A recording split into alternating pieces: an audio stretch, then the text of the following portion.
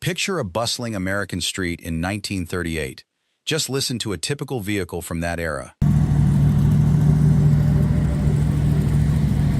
The automobiles rattling past were tall, narrow, and distinctly upright, featuring prominent running boards and exposed bug-eye headlights.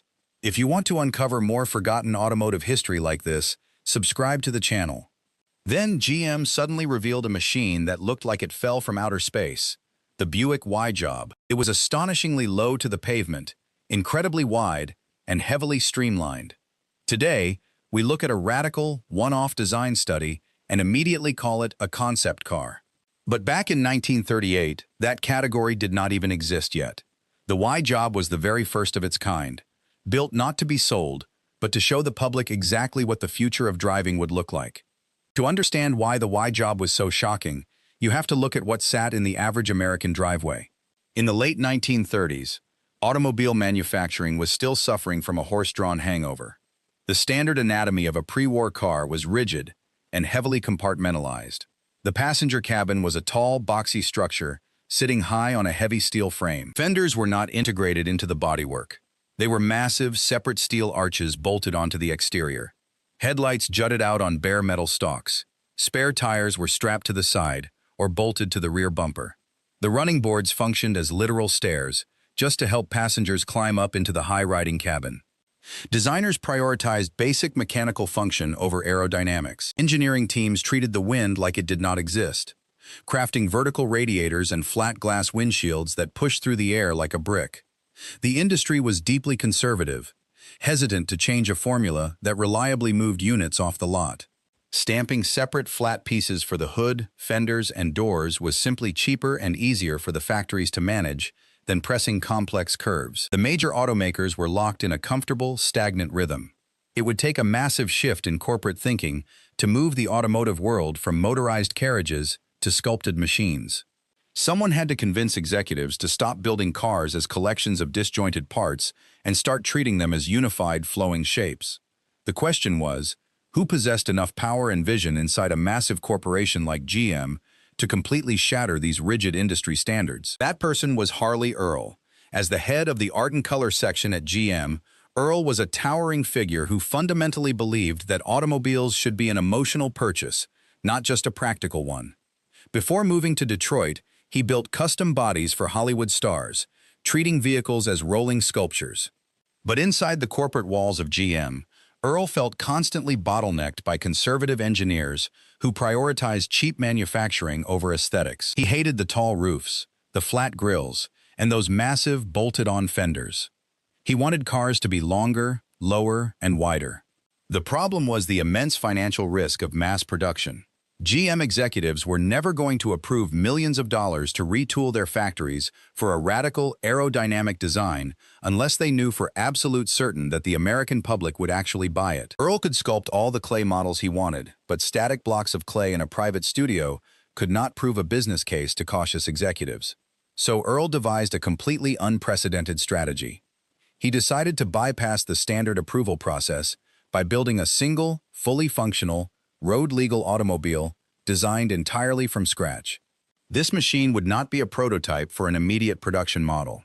Instead, it would be a rolling laboratory built exclusively to test futuristic styling and experimental technology. By putting a fully drivable vehicle on actual roads, Earl could bypass the boardroom and take his ideas directly to the public.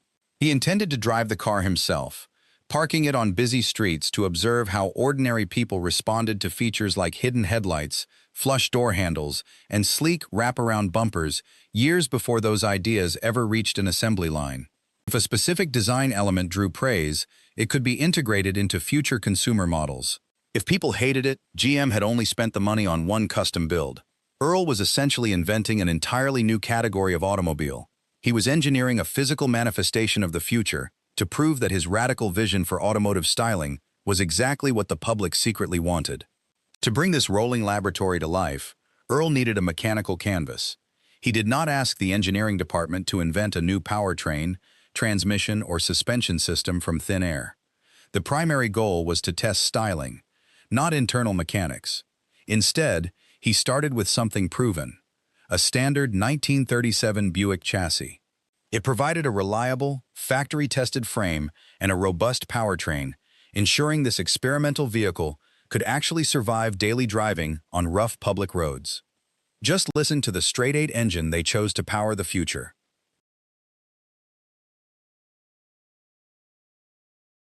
With the mechanical foundation secured, the outer shell placed on top of it would be entirely alien. Earl entrusted the complex sketching and initial clay modeling to a highly talented designer named George Snyder.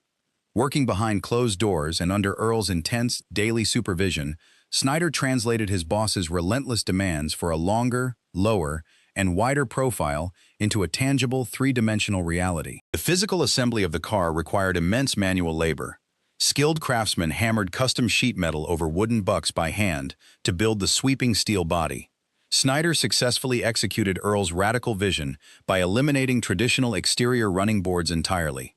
He integrated the front fenders smoothly into the main bodywork, extending them all the way across the front doors, and dropped the vehicle's center of gravity far below anything currently sold in GM dealerships.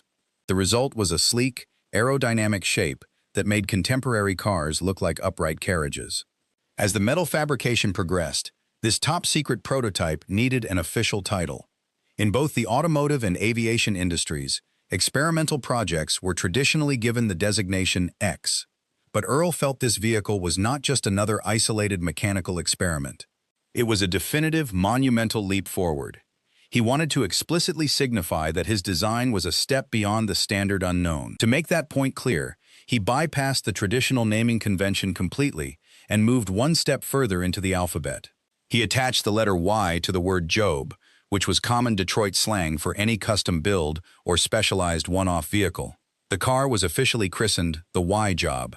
It was no longer just a static block of clay. The Y-Job was a steel reality, and it was ready to hit the streets. When Harley Earl finally drove the Y-Job onto the public streets in 1938, bystanders were looking at a machine that defied their understanding of automotive design. While the engineering team understood the modified chassis underneath, the public only saw a shockingly aggressive stance. Because it was significantly lower and wider than anything else on the road, it looked like a hovering spaceship navigating a sea of tall, boxy carriages. To a crowd accustomed to exposed hardware and bolted-on accessories, the exterior of the Y-Job showcased pure science fiction technology. Standard cars of the 1930s featured large, bug-eyed headlights mounted directly onto the exterior fenders. Earl engineered hidden headlamps instead. Driven by a mechanized linkage, the lights disappeared completely behind powered metal covers when not in use, creating a sleek, unbroken front profile. He applied this identical philosophy to the side profile. Instead of protruding metal door handles that interrupted the sweeping lines of the bodywork, Earl installed push-button door handles that sat completely flush with the steel panels. The interior concealed even more advanced mechanics. Drivers who were used to manually cranking their glass up and down were stunned to see electric power windows sliding into the doors effortlessly.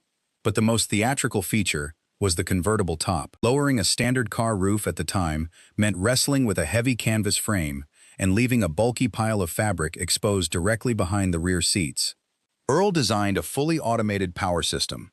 At the touch of a switch, the canvas roof folded backward and vanished completely beneath a seamless metal rear deck. Once the fabric was tucked away, a solid metal panel locked down over it.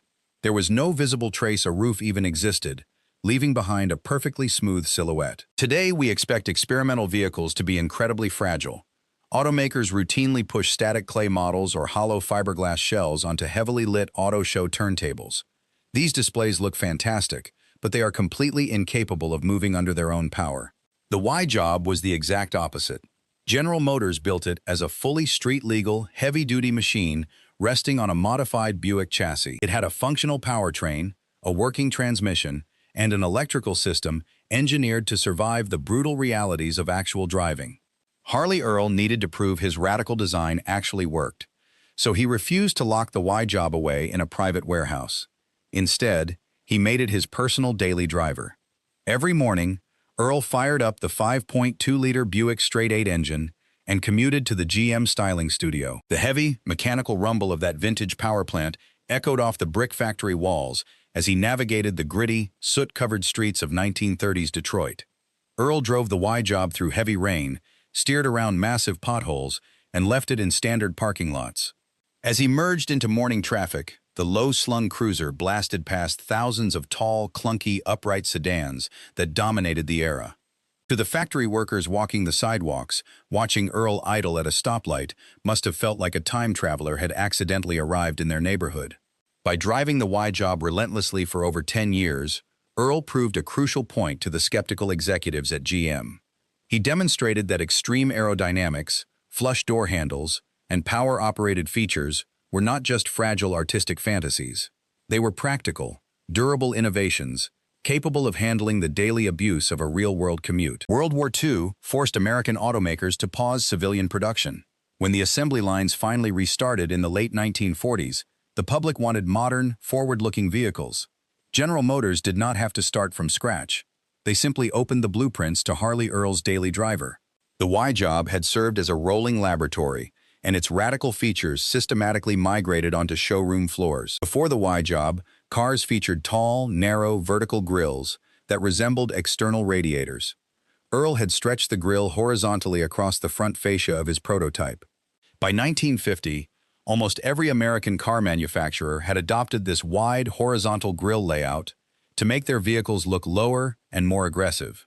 The fenders underwent an even more dramatic transformation. Pre-war cars had distinct, bulbous fenders that sat completely separate from the main engine compartment. The Y-Job introduced the concept of integrating the fenders directly into the bodywork. As post-war designs matured, these integrated fenders became the industry standard, creating the seamless, slab-sided appearance that defined 1950s automotive engineering. Earl also proved that Americans did not need to wear tall hats inside their vehicles. By lowering the roofline, he drastically reduced the vehicle's center of gravity and improved its aerodynamic profile. Production models quickly followed suit, trading the upright, carriage-like stance of the 1930s for the long, low, and sleek proportions we now associate with classic American cruisers. Even the smaller details found their way to the public. Wraparound bumpers, flush door handles, and power windows transitioned from bespoke Y-Job novelties to optional extras, and eventually to standard equipment on models like the Buick Roadmaster and the Cadillac Series 62. The Y-Job was never sold to the public, yet ordinary consumers ended up buying millions of its direct descendants. That single concept car dictated the styling language of the world's largest automaker for over a decade. It transformed the automobile from a utilitarian box into a streamlined symbol of post-war prosperity, cementing Harley Earl's prototype as the definitive blueprint for the modern American road. The Y-Job did more than provide a styling template for post-war America. It completely revolutionized the business of automotive design. Before Harley Earl's experiment, automakers designed cars behind closed doors, hoping the public would buy whatever rolled off the assembly line. The Y-Job introduced a powerful new tool to the industry, the public feedback loop. When Earl drove the car around Detroit, he was not just showing off, he was conducting market research. General Motors executives carefully monitored how crowds reacted to the radical curves, the flush door handles, and the hidden headlights. For the first time, a manufacturer could gauge consumer interest and adjust their designs before committing millions of dollars to expensive production tooling. This feedback strategy proved so successful that General Motors scaled it up into a massive corporate spectacle. In the 1950s, they launched the Motorama, a traveling exhibition designed specifically to parade outrageous dream cars in front of millions of Americans in grand hotel ballrooms. Vehicles like the Buick LeSabre, the Pontiac Club de Mer, and the original Chevrolet Corvette were all born from the exact same philosophy that created the Y-Job. General Motors built them to test the waters, ask the public what they liked, and discard what they did not. The rest of the automotive industry had no choice but to follow suit. Ford, Chrysler, and eventually manufacturers across the globe realized they could no longer design vehicles in a vacuum. To stay competitive, rivals like Chrysler partnered with Italian design houses to build their own one-off show cars. Every major brand had to build rolling laboratories to capture headlines and gauge public imagination. Harley Earl's personal prototype proved that a car did not have to be a production model to be incredibly valuable. By turning imagination into physical metal to test consumer reactions, the Y-Job invented the modern concept car cycle, dictating how the global auto industry would dream up new vehicles for decades to come.